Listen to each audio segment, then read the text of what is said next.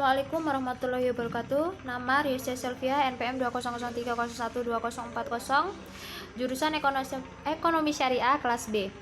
Baiklah, di sini saya akan mempresentasikan tentang definisi amali, definisi falsafi, dan definisi akhlaki. Yang pertama yaitu definisi amali.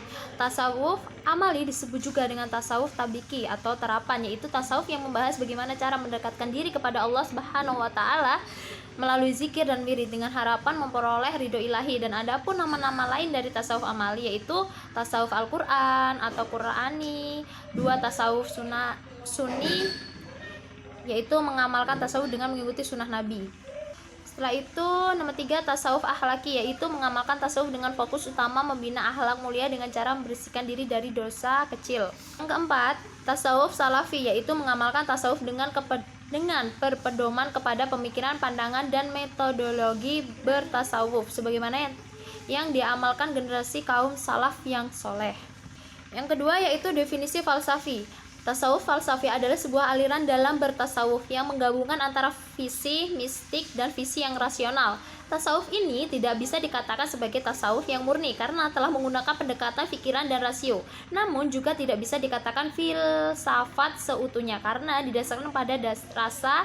Dengan kata lain, tasawuf filsafi merupakan penggabungan antara rasa dan rasio. Tokoh-tokoh tasawuf amali yaitu Syekh Abdul Al-Qadir Al-Zailani, yang kedua Junaid Al-Baghdadi, yang ketiga Robiah Al-Adawiyah. Yang ketiga yaitu definisi falsafi. Tasawuf falsafi adalah sebuah aliran dalam bertasawuf yang menggabungkan antara visi mistik dan visi yang rasional. Tasawuf ini tidak bisa dikatakan sebagai tasawuf yang murni karena telah menggunakan pendekatan pikiran dan rasio, namun juga tidak bisa dikatakan filsafat seutuhnya karena didasarkan pada rasa. Dengan kata lain, tasawuf falsafi merupakan penggabungan antara rasa dan rasio. Secara istilah dapat kita simpulkan bahwa pengertian dari tasawuf falsafi adalah kajian terhadap Tuhan, manusia, dan sebagainya yang menggunakan metode rasio atau akal. Tokoh-tokoh tasawuf falsafi yaitu Ibnu Arabi, Al-Zili, dan Ibnu Sab'in. Definisi akhlaki yaitu tasawuf akhlaki adalah tasawuf yang berorientasi pada perbaikan akhlak, mencari hakikat kebenaran, dan mewujudkan manusia yang dapat makrifat Allah Subhanahu wa taala dengan metode-metode tertentu yang telah dirumuskan. Tasawuf akhlaki biasa juga disebut dengan istilah sunni.